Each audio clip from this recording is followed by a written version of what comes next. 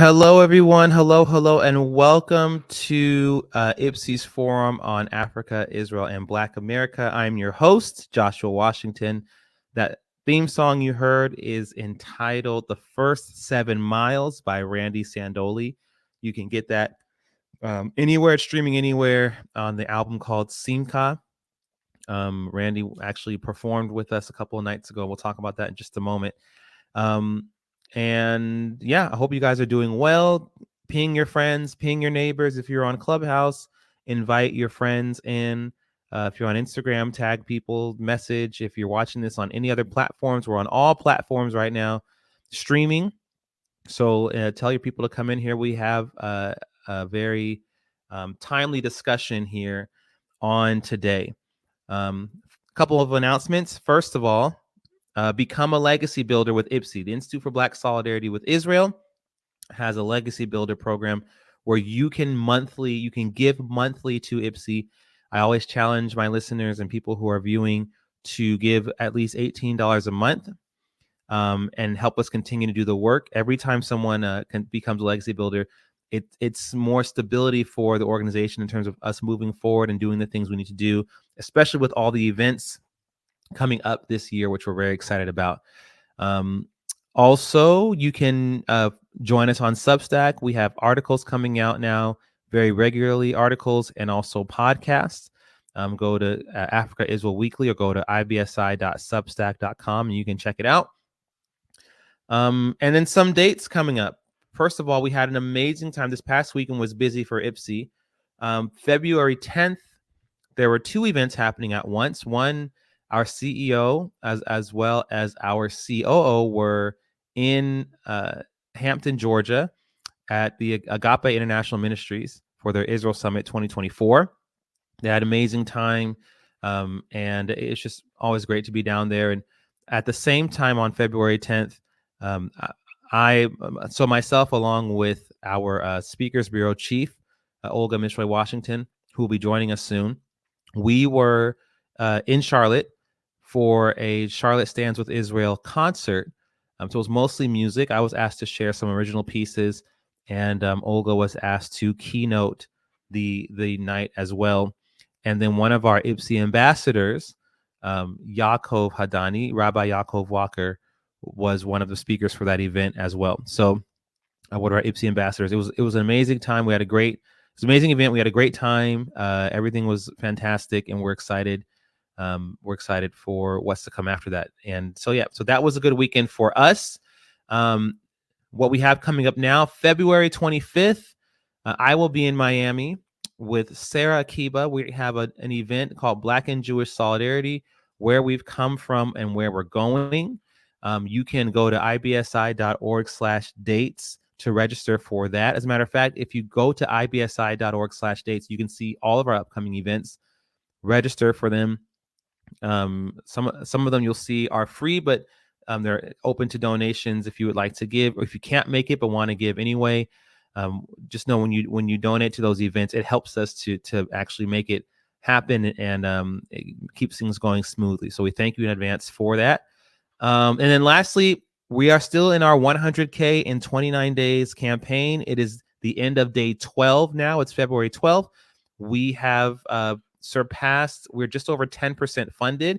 So we need to keep getting there, you all. We've surpassed $10,000, and which is fantastic, but we have a ways to go to reach 100K. So if you are listening to me now and you have not given, and if you've not contributed to our campaign yet, go to ibsi.org/donate and give to that campaign. Help us to reach 100K in 29 days.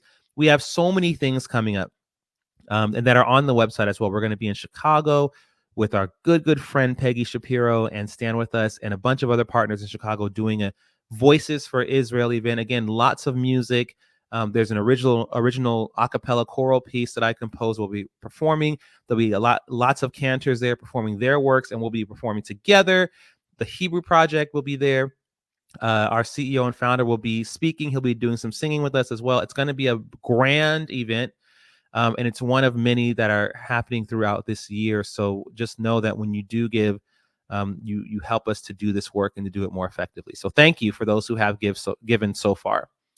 All right, now I think that's it for the announcements. Now, oh, someone said nice hat. Thank you. This is actually a hat from South Africa. This hat was bought while we were in South Africa with our IPSI ambassadors. That was back in December of last year, December of 2022. Not last year, but yeah, 2022. And so holds a lot of significance. That was a very special trip. Personally, it was I think my 8th time to South Africa, but this trip with our IPSI ambassadors was so impactful. It was so significant for many reasons that are still being unfolded, even as we speak, as we meet with our ambassadors and help them plan their different events and their long-term ideas and things that they've been putting together. So we're excited about that. Okay. We got to talk about some things, ladies and gentlemen. I want to show you this very touching music video. Before I do, I just want to I'll explain to you what it is, and then we'll talk a little bit more about this. I'll bring on my co-host, my lovely wife, for the rest of this segment. But this music video is one it's a song written by a few Malawian men. They're singers. They wrote this song, and it's dedicated to the hostages, the Israeli and foreign national hostages, who are taken by Hamas, who are in Gaza right now. And I'll show you this music video. It's beautiful. They sing in Hebrew, and it's just a really nice song. But one of the things that continues to hit home, and that we continue to as best as we can drive the point home to our subscribers, our listeners, our supporters, and people listening to us, is that Africans on the continent, they have a dog in this fight, right? The vast majority of Africa still remains very Zionist, very pro-Israel. But even beyond the biblical stance, even beyond the spiritual connection, there is a very practical there are very practical things on the ground that bind the Israeli and the African people. So these men have friends who were working on a kibbutz called Kibbutz Zakim, which is near Gaza. Okay. And they have people that they know, Malawian people that they know, who were also affected by the atrocities that happened on October 7th. Just like a few weeks ago, we talked about Felix Matenga and Joshua Malal, the two Tanzanian students who were studying agriculture in Israel, who were not only taken by Hamas, but brutally murdered. Hamas filmed themselves brutally murdering Joshua Malal. They didn't just kill him, but they taunted him, they jeered at him, they made fun of him. They said all kinds of just horrible things, horrible racist things to him, and then they shot him in the head at point blank several times while he was on the ground, right?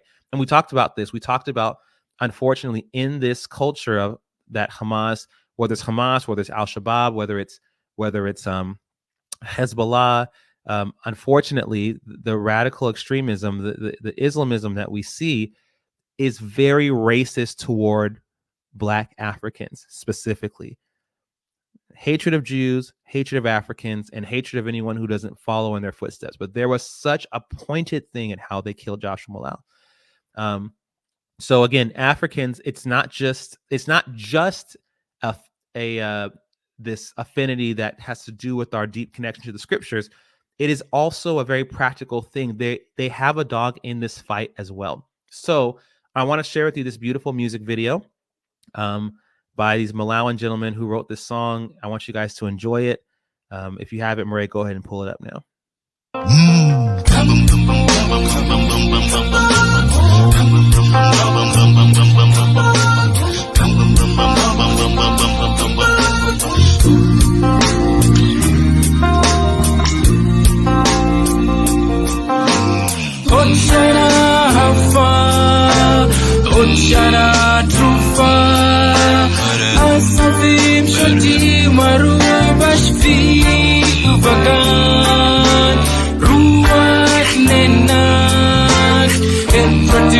katan umake bakiu hayashan kumokore Abaitan Papa Englatromi He harim misdot sarip ayong do exemesima Abaitan Jerem redito Lirot kari Lirot mari Krevima shabreha Adarona shaka Ibalele Shukha Shibuyaga Azike Khani Mani Shumana Sehani Abaitan Kiyot Rodita Koma Shehu Takanu Mizman Koma Shehu Takanu Mizman Koma Shehu Takanu Mizman We need them back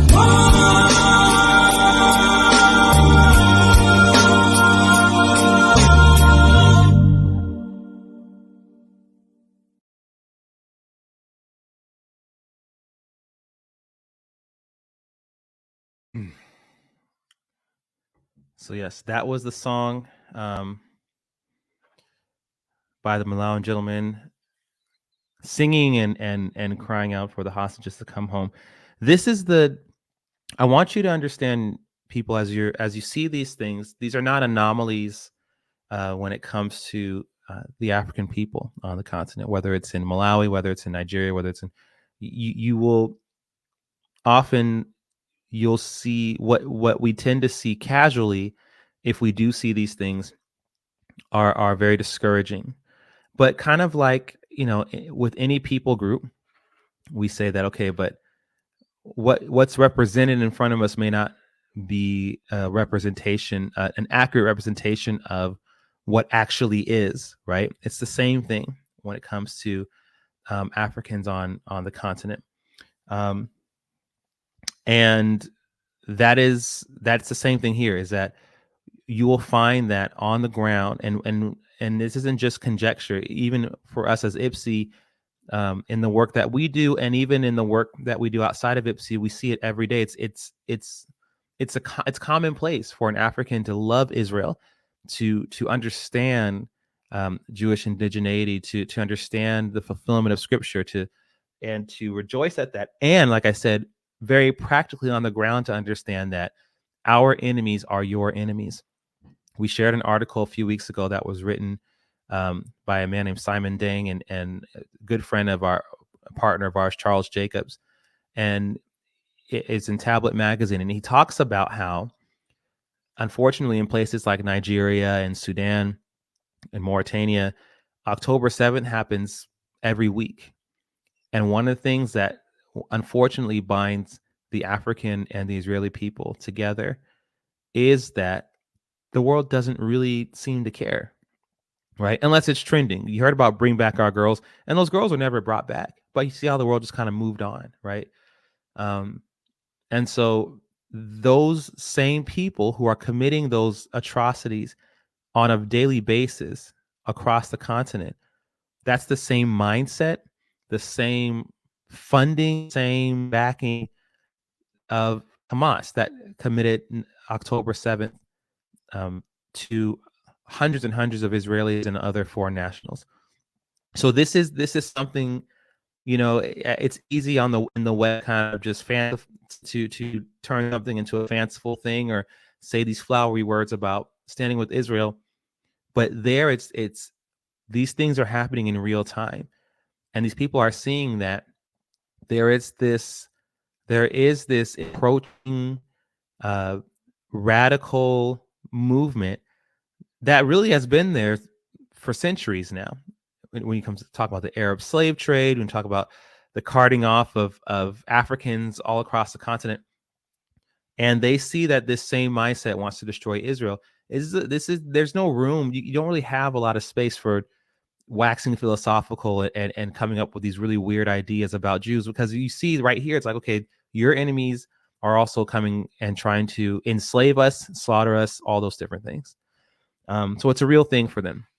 And so Maria, if Olga's here, I want to go ahead and bring her on so we can chat for a little bit, and kind of go dive a little bit deeper into that, what is going on the continent, and how the music video that we just saw, it's not an anomaly, right? How this is the heartbeat of what's going on right now across. So is she here, or if not, then I'll keep on going for now until we can bring her on. So let's see here. All right. So while we're waiting, I also so a couple of things. So while we're waiting for Olga here, I want to pause for a minute and say again, for those, because I see new people coming on to Instagram now, and so I want to say welcome to our forum, our forum on Israel, Africa, and Black America. We are going to be discussing a few things today. We'll be here until 9 p.m. Eastern time. If you have not already subscribed to our Substack, we have some articles coming out this week, even, or over the next couple of weeks. And we also have a podcast, by the way. And I forgot to mention this in the beginning. So we restarted the JW show, which will be released on our Substack. And we have an episode out now that we released a couple weeks ago with West Side Gravy, is Black Israeli rapper Noah Shufutinsky. And over these next couple of weeks, we'll have some other episodes coming out soon. We'll be doing some traveling, and in our travels, I'll be meeting up with other of our friends and partners and people that we want you to know more about. So if you want to keep up with those podcast episodes, subscribe, become a paid subscriber to our Substack. That's ibsi.substack.com, or you can search Africa Israel Weekly, or click on that when you go to our website. Okay. Thank you for tuning in, you guys. Now, Olga, I see her coming now. There she is. How are you, ma'am? I'm good, thank you. How are you? Oh, there's a glare in Doing my well. glasses. Anyway, I'm good. It's good A to little be bit. with you again. Yes. It's been a minute, but it's good to have you here. You have been traveling a little bit, and not a little bit. You've been traveling actually quite a bit, and had some very important travels. So before we get into some of this other stuff, I want to just ask you, for our listeners here, because some people have been aware that you were a little bit like, where is she? Is she in Singapore? Like, where is she going? So I know you were a little bit in Israel, then you were in Liberia, and then so let us know what, if as much as you can, what have you been up to in your recent travels? What's been going on? Well, I think just in terms of setting the stage, I've transitioned out of working for a nonprofit that I've had the blessing of working with for the last 3 and a bit years here in the United States, focused on advocacy, but within the Jewish community, as I also do work with IPSI and DAISY and other organizations, to really now the Lord transitioning me to having a direct focus on things pertaining to Africa and the African continent, and the strengthening of Africa-Israel relations, as well as Black-Jewish relations. And so my trip over the last 3 weeks was very much attached to that. I had the blessing of going to Israel to meet up with a team that I'm now working with on a couple of projects. And we then, as part of a delegation, went to Liberia. And in Liberia, we had the blessing and the opportunity of attending the inauguration of the new president of Liberia, the Honorable Joseph Boakai, and also having some strategic meetings with him and his team in the days after. And then the last part of my journey was going home to my beloved South Africa to see family, and just to get a little bit of a taste of some meat and pap and all things that are wonderfully South African. Yes.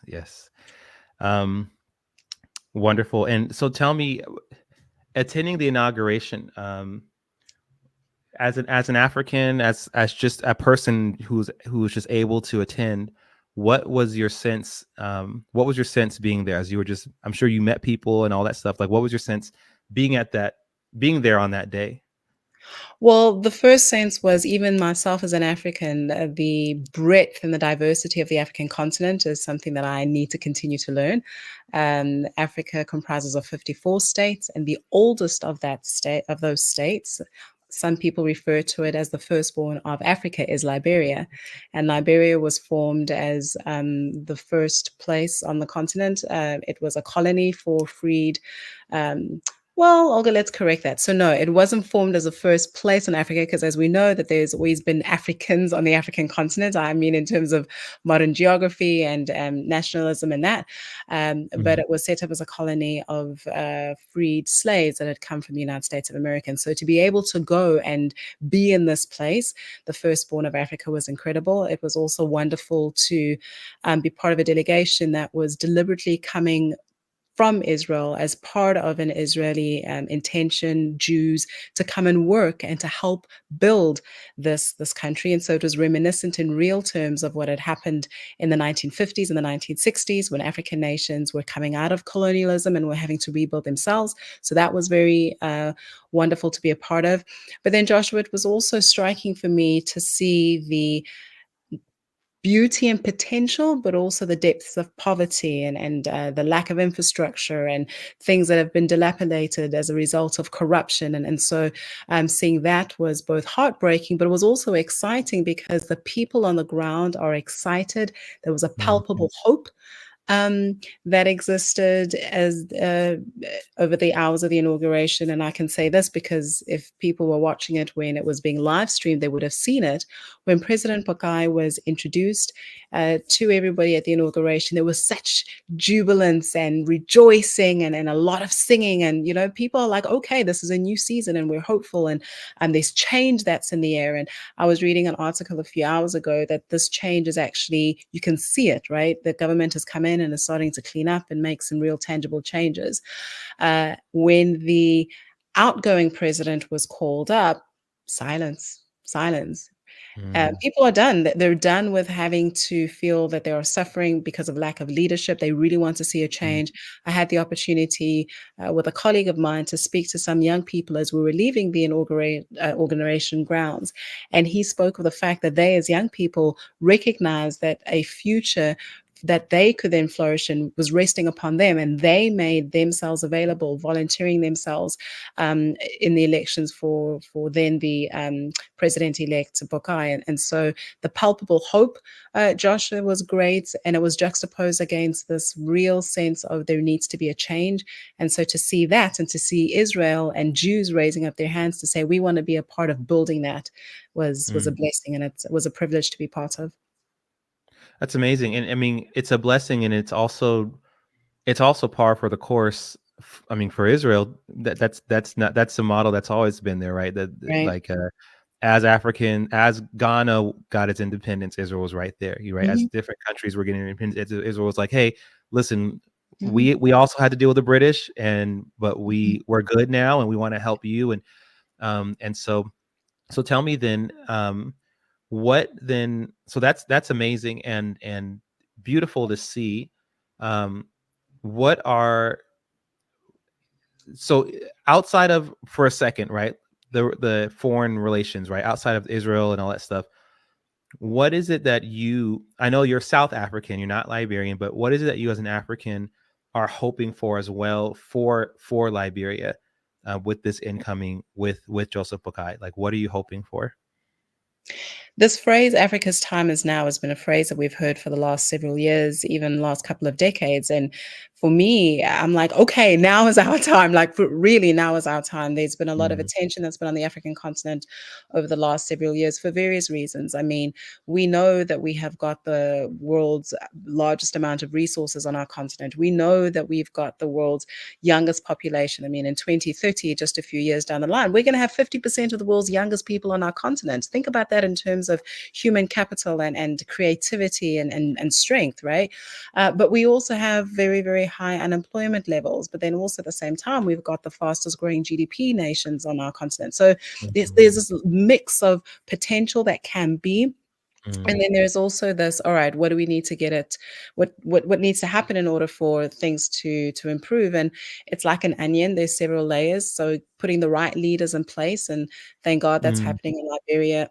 President Bokai has got a great reputation in terms of experience. He was in previous governments before. He's also a God-fearing man. And I say that very strongly because if you're God-fearing, then you know that your accountability is not to man, but is to God. And so what you're going to be doing in terms of how you treat the people, how you engage in business, how you engage in your own public affairs, there is mm. there's a higher responsibility that you have. And so you'll be very, very careful with what you do.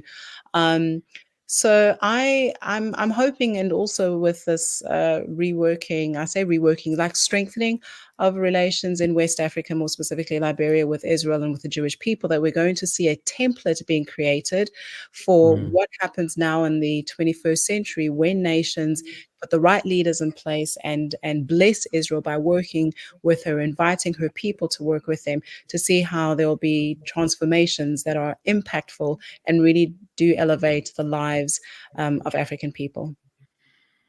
And then, so now let's turn and pivot just for a moment, Olga, because that is it's beautiful sentiment.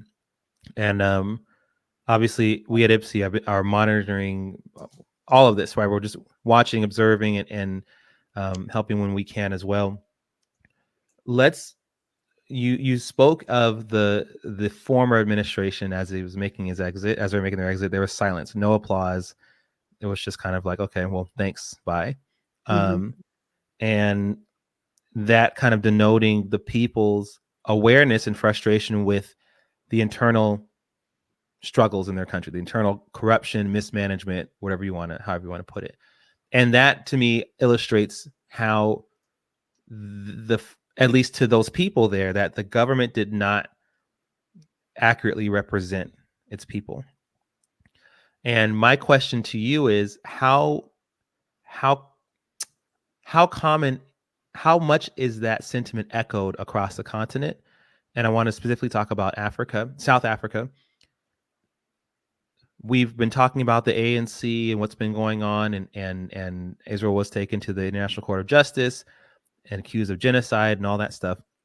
And so with that, there's been lots of discussion within this space about South Africa being anti-Israel. So my question to you, Olga, is South Africa anti-Israel? And what are your thoughts on that? Well, it's a very broad question just with regards to governments representing or not representing their people, depending on the different political systems and the electoral systems that exist in countries. People will vote personnel into power and hope that they will represent them in what they do. And oftentimes, unfortunately, those governments don't. But then election season comes along, and then the will of the people needs to be displayed in terms of we are happy with what you've been doing, or we're displeased with what you've been doing. And I'll enter into answering your question specifically about South Africa by saying that we as South Africans are actually going into an election season over the next couple of months. And I'm hoping that South Africans will showcase where they are happy and not happy with our government, including on the issue of South Africa. So, by way of answering your question, let me give a little bit of color as to how the South African government works. Oftentimes, especially now, we hear in the media about the case before the International Court of Justice, and they're like, South Africa, South Africa, South Africa. South Africans don't like this. And it's like, whoa, wait, wait, wait, wait, wait. It's not South Africans, it's the South African government, and more specifically, the African National Congress. And so, by way of some color, we have three forms or three branches of government, very similar to the United States. We have our executive branch, we have our legislative branch, and then we also have our judicial branch. Now, as it pertains to the policies and decisions that inform these policies, and something like that informed the court case to the ICJ, we have our executive branch, and then we also have our legislative branch. In our legislative branch, we have what we call the National Assembly. We've got another almost like house, which is called the National Council of Provinces, but I'm going to leave that alone. In our National Assembly, we have 400 seats.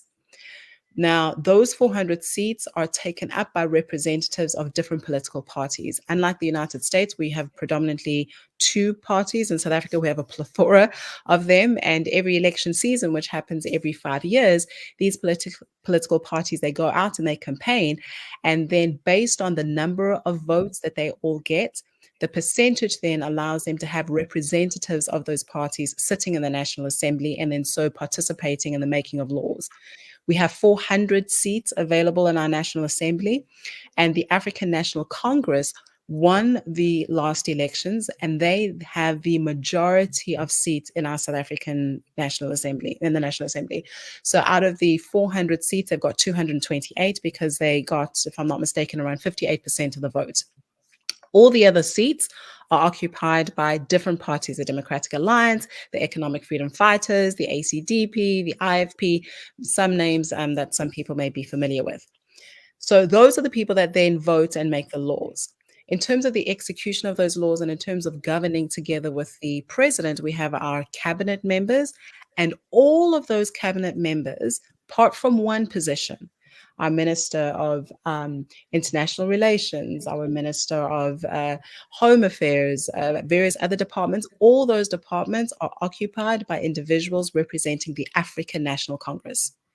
In administrations past, we would have a lot more diversity in terms of who is sitting on the executive branch, right? So it was a lot more unified in terms of representing the people. But this year, all of those seats, other than one, is the ANC. Why is that important?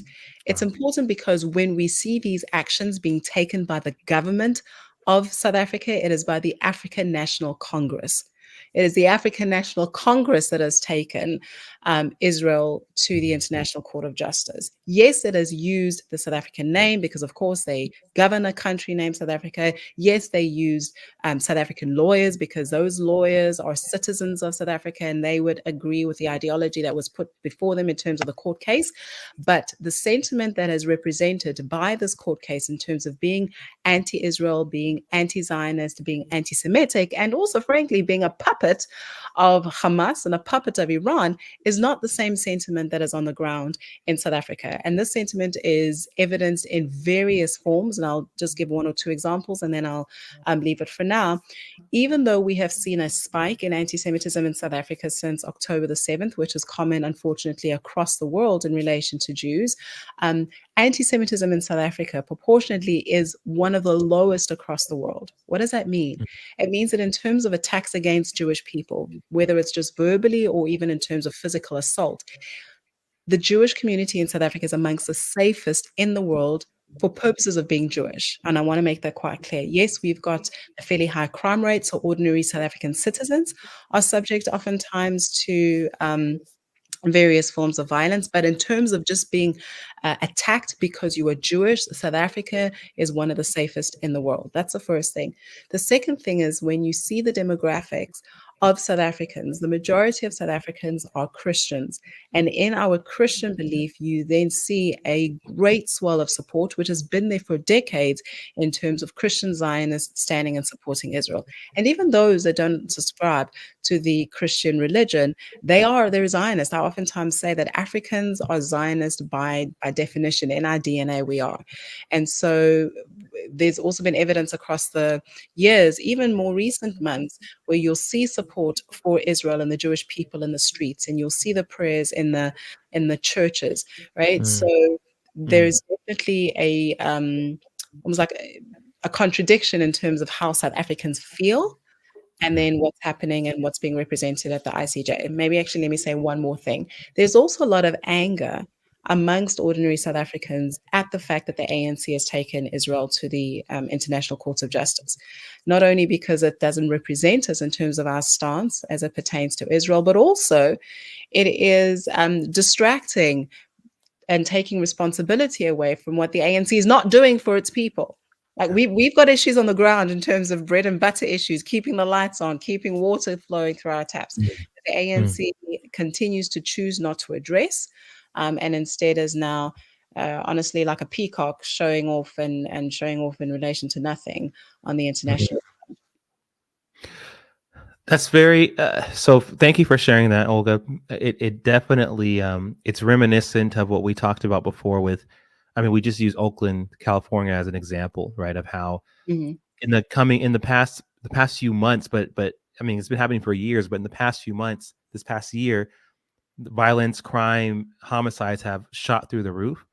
the the National Association for the Advancement of Colored People, and NAACP in Oakland has been crying out, putting out public statements, writing open letters, saying that first of all, all this defund the police stuff that was passed has made things much, much worse. We never wanted this, Mhm. and we need to do something about this.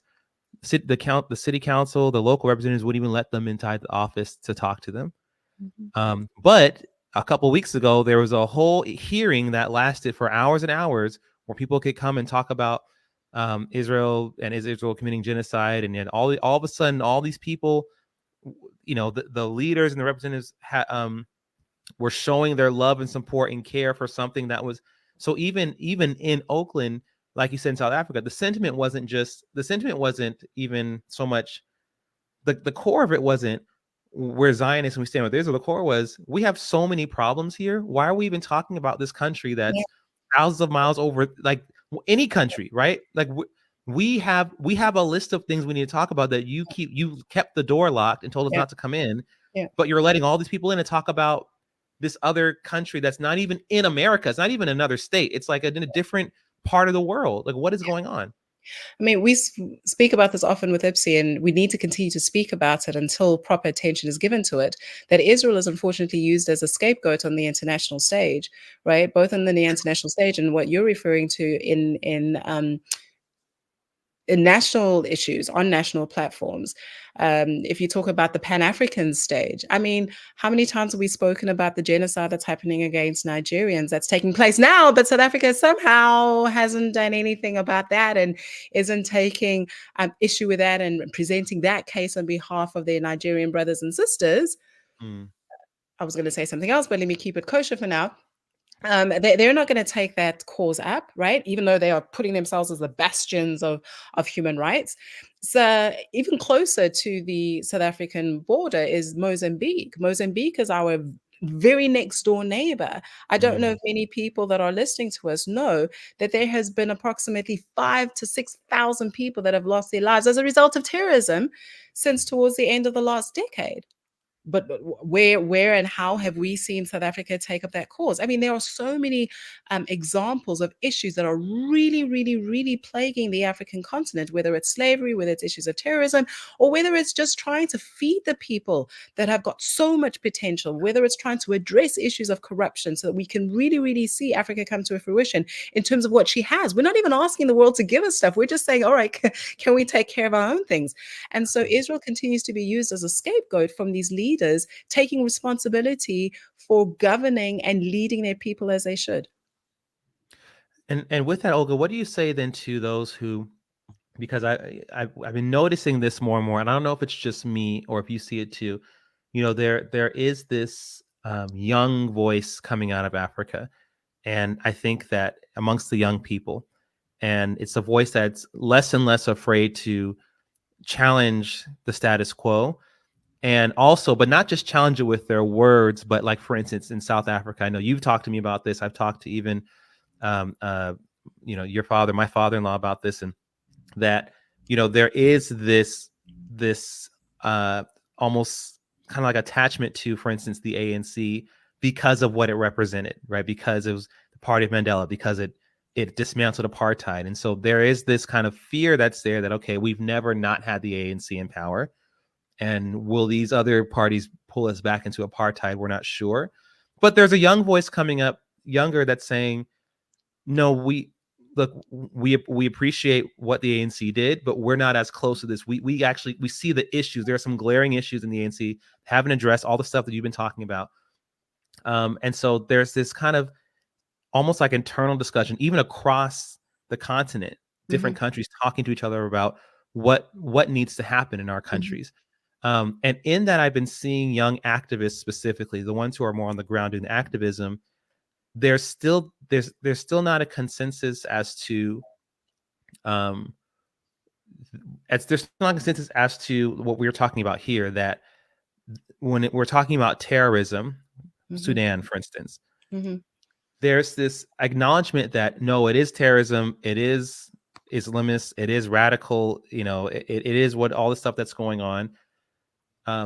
But there isn't that connection to this same mindset are the people who are attacking Israelis, right? There's still this, well, no, still free Palestine, Mhm. but we're against terrorism, even though that terrorism is linked to Palestinian leaders. Mhm. You know what I'm saying? Like, what have you been seeing in terms of that? Have you been seeing that same thing, or something different?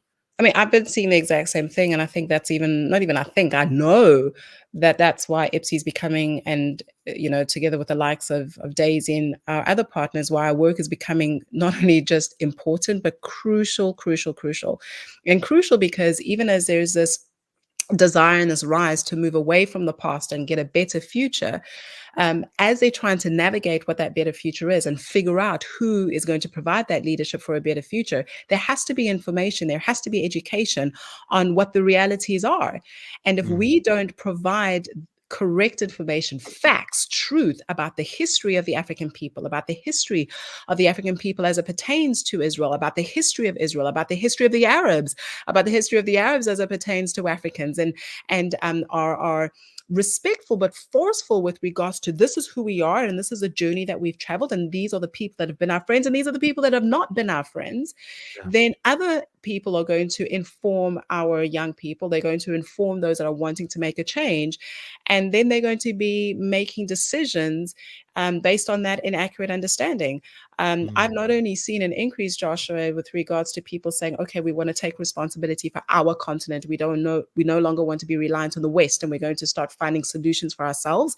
And some even are saying, all right, Israel, we've heard about you. Let's really now see who you are. The Jews, let's now see who you are. I'm also seeing an uptick in young people, young voices that are being deceived by this. Oh no, Israel has done this and Israel has got slaves. I mean, I was reading a report the other day now about this accusation that Israel today is holding slaves, and I'm like, wait, what? Right? And but if nobody's telling them the truth and if nobody's really engaging with them, and when I say engagement, I mean not parachuting in and out. It's not a direct ask to answer to your question, but allow me to say this. One of the reasons that we find ourselves playing catch up at this moment, right? mm, And when I say at this moment, I mean in this season, and it's been an unfortunate thing, is because we have, and I say this respectfully within the pro Israel space, we've wanted to engage in solutions that aren't really about connecting with people where they are and really taking the time to formulate these relationships and unpack these issues in a way that is sustainable. It's like, all right, let's just have this light touch intervention, da da da. That's not going to work, especially now as there's this hunger for leadership and this hunger for moving forward. mm. Absolutely, absolutely. It's you're absolutely right, and I think, I mean, I agree with you, and that in that there needs to be something deeper. You're right, than just parachuting in and out, and that's I think the biggest thing here is that there has to be a genuine concern for the person and their development, Mm-hmm. um, and for the long term goal. I mean, something we've talked about even in this space, right? In the advocacy space, is that a lot of these issues, there are solutions. It's just that a lot of the solutions are they're going to take longer. They're longer term. It's generational. It's taken decades for us to get to this point when we're talking about anti-Semitism on college campuses. This is something that's been going on since at least the 60s, right? This has been Mm-hmm. a working progress. When we talk about in academia, Mm-hmm. in certain parts of the Black American space, especially in the academic space, it's not something that's happened overnight. So it can't be dismantled overnight. And it's something that is going to require a digging and sorting through the truth, but also the patience to walk with people and Mm-hmm. train them and disciple them and wrestle and all those types of things. I think that's very important. Um, my last, sorry, what were you going to say? Go ahead. Add I your was just answer. going to say, in addition to what you've just expressed, the great thing about it is that we don't have to start from ground zero. We don't have Mm, to. We don't have to because we have this history of a great relationship with Israel and the Jewish people. We yeah. have Yeah. practical examples, whether we're talking about Africans living here in the diaspora, right? The civil rights Mm, movement and various other examples to what's happened on the continent. We've got practical, tangible examples of what a relationship with Israel and the Jewish people has done. So it's a question of, okay, if we really want to change this, then let's really invest in where that change is going to happen. absolutely. And just going back to Liberia for a moment, because you said something that was, I think, very profound and also just pertinent, is that and for those who didn't know, and a lot of people do know this, but Liberia was it's a colony, and it was for freed slaves to go back to and live, right? And that's An which American is colony, yeah. yeah, it's an American colony, and that's which is significant in itself that Black American slaves were able to return to the continent, um, like helping bridge that gap. There's a gap that's still there, right? And I think Ghana is one of the countries that has a lot of programs that actually brings in Black Americans to learn about all that stuff. Um, the fact that, and this is something that I've written, I mean, way back, I think it was like 2013. I think it was maybe my first article in the Times of Israel about how this Israel, Africa, Black America thing is all interlinked. Here is here are Israeli partners, just like other developing countries when they gain their independence. Here comes Israel to help, right? What do you all need, right? There highways, hospitals. There's all kinds of infrastructure that we can look at in different countries, Zimbabwe, and where Israel has come in and said, look, we can help you, kind of not like China, where they said, but we're going to own this. We'll build this, but it's ours. Or, okay, we're going to build this, but we're going to send our our people into your country to take over businesses. They're like, no, we see a partnership here. We want to help. And that directly impacts us as Black Americans, right? Because this is something that it's a conversation that hasn't really stopped, but it's been bubbling up even from this past decade of where we come from, and our conversation, I think anyway, shifting from um, these negative prejudices that we have or used to have more of toward Africans, to this actual like curiosity and admiration of the continent and the people there. I think that this Israel being at the center, helping with these things, is like playing a big role in that, and us coming back. Does that make sense? It is, and it makes me happy if you're telling me that there's a greater interest in who the African people are and how they are. It's a good Yeah, thing. absolutely, it is. Um, Olga, I want to say thank you first of all for joining us again.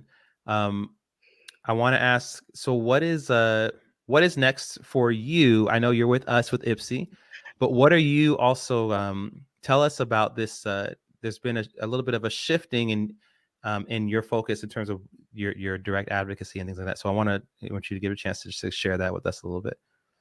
Well, let me only say this for now. It's still cooking, and I'll, as I can, I'll share things over the next couple of weeks. But I'm excited to be able to be more hands-on with IPSI, and to really be part of building out our Speakers Bureau. For those that may not know, I'm the Speakers Bureau Chief, and really positioning the incredible people that IPSI has, starting from our infamous CEO, but also our IPSI ambassadors, and providing quality people that will bring about a quality message to the different communities as it pertains to matters involving Israel, the Jewish people, Africa. And so I'm excited about that, because that's definitely going to be what I'm going to be doing a lot more now that I have the capacity to. Fantastic. That is beautiful. That is beautiful. And for those who are tuning in now, we just have about 10 minutes left. Thank you for coming. This is our forum, our weekly forum on Israel, Africa, and Black America. We're here every Monday at 8 p.m. I'm here with our Speakers Bureau Chief, Olga Meshoe Washington. She's also on our board. And we're discussing some things pertaining to Africa and Israel specifically today. And if you are tuning in for the first time, you can follow us. Go to ibsi.org. And from there, you can see our events that are coming up. If we're going to be in your area, register and come out. I'm going to be in Miami next week. We were just in Atlanta or Hampton, Georgia. We'll be in New York this weekend, Chicago in a couple of weeks, and so forth and so on. So please register. You can also give. We have a 100K in 29 days campaign. This is the end of day 12. And we are just over 10% funded. You can go to ibsi.org/donate and help us reach the goal. Again, with all this stuff coming up, you guys know it's hard to do it without money. And that's what we're asking you for with all the events coming up. Yes, someone said New York. We will be in New York a few times, actually. One of those is this weekend. This Saturday evening, February 17th, is our CEO's birthday. And as a part of his birthday, we are doing a special superheroes event at Xeon Cafe in Harlem. Yes, if you guys don't know about superheroes, it's a series that features our CEO that was actually created based on a sermon that he gave about a year ago. And there's a few episodes out. We're partnering with the David and Goliath Project to make this happen. They've been doing all the shooting, and it's powerful videos that we've been sharing. We'll continue to share, but we're doing a live event at Xeon Cafe in Harlem, February 17th. Go to ibsi.org/dates and register. That is this weekend. It's going to be so much fun. We're going to have so much fun. And I'll be doing a little bit of music as well, which I'm excited about, and then just kind of hand it off to our CEO who will be speaking. All right, you guys. And then the last thing is our Substack, ibsi.org/Substack, or go to Africa Israel Weekly. Sorry, I said that wrong. ibsi.substack.com is what it is. And you can check out our articles. We have our podcast is back up and running. Our first episode is a free one, but these subsequent ones will be paid for paid subscribers only. So if you like our episode with Westside Gravy, there's going to be lots more just like that and better. And you have to be a paid subscriber to listen to those and check them out. All right. Now, before we go, I want to make sure, because I think some people have been commenting. Are there any other questions for our Speakers Bureau Chief, Olga Meshoe Washington, while we are here? If you have any, feel free to please put those in the comment section, whether it's on Instagram or Clubhouse. We're on YouTube, LinkedIn, Facebook. Put some comments in there, guys, because we are going to wrap up in just a moment. I'm going to let her go and give some final thoughts. Anyone else? Going. Okay. Well, Olga, thank you so much for joining us. I really appreciate it. It's been great having you here, and also to share with us about the crucial work that you're doing. Please be sure to keep us updated, and sometimes we'll maybe have you come and host these things on your own as well, which I think will be fantastic. But thank you. Thank you for having me. I look forward to being back.